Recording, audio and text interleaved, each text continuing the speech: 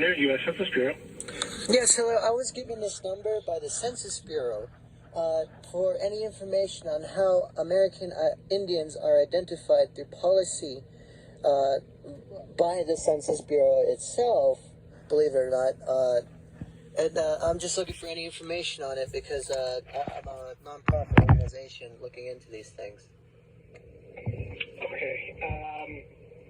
This is you've reached the foreign-born population branch, so the people who are born outside the United States is our area of expertise. So you are looking for people of American Indian heritage? So how they are identified? That would probably be our race branch. I can tell you a quick overview, and if you need more information, I can refer you on to the race branch. Sure. So we collect race data through self-reporting.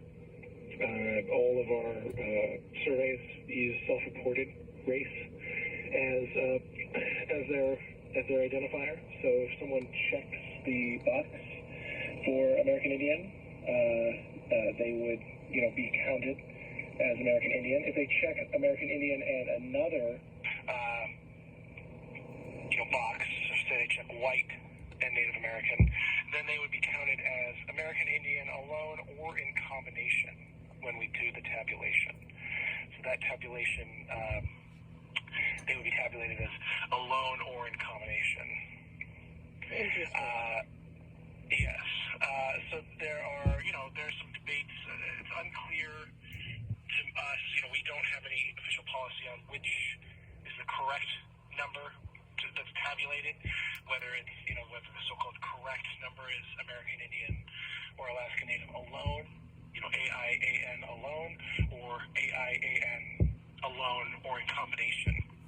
So we don't really have any official policy. We don't have any idea about, what is better, or what fits a funding need, or, that really is up to, the funding agency, the policy agency.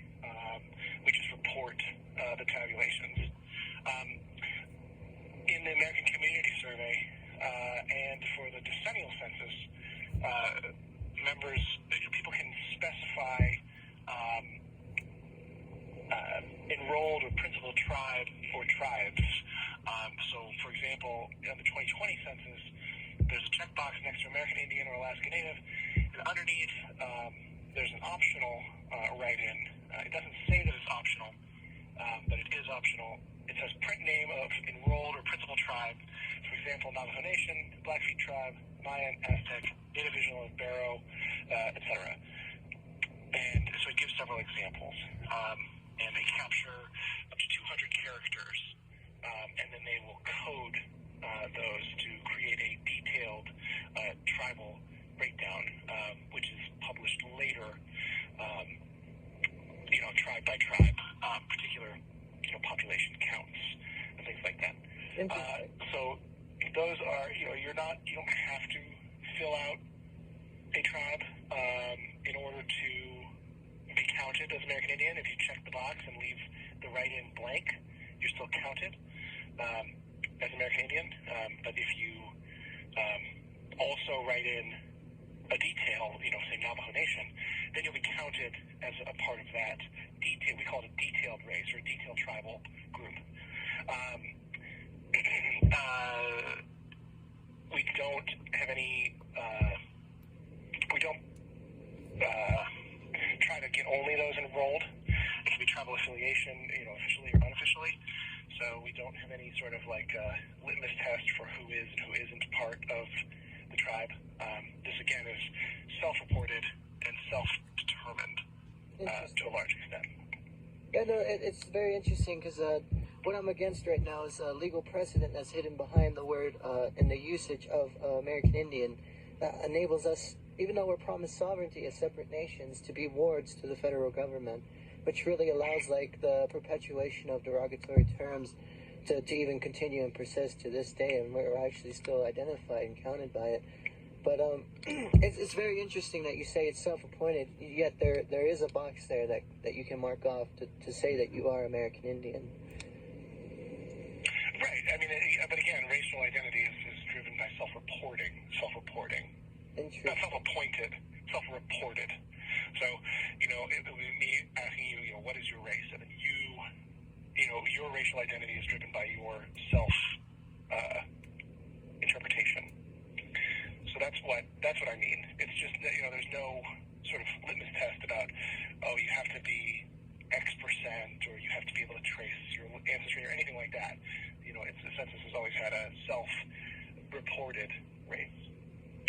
Interesting. And yet, even though the blood quantum system's still in effect, that kind of monitors our how many people we have, that's even probably separate from the Census Bureau itself.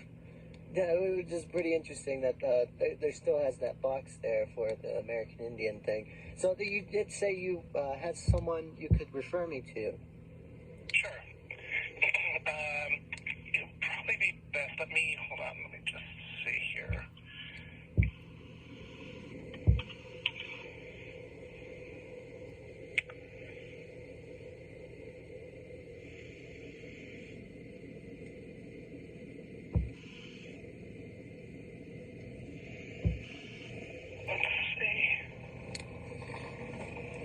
Okay, so I will pass you along to a guy named Paul Jacobs in the Racial Statistics Branch. I can give you his direct phone number. Oh, cool. I appreciate that. Thank you. Sure. So it's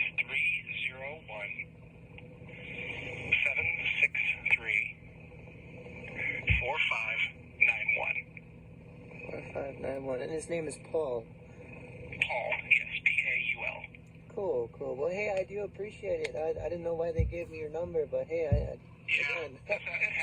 Yeah, it happens. It's a lot of us here, so I'm glad that I was able to answer some questions, and Paul will answer all the rest. Well, again, thank you, sir. You're welcome. Take care. You too.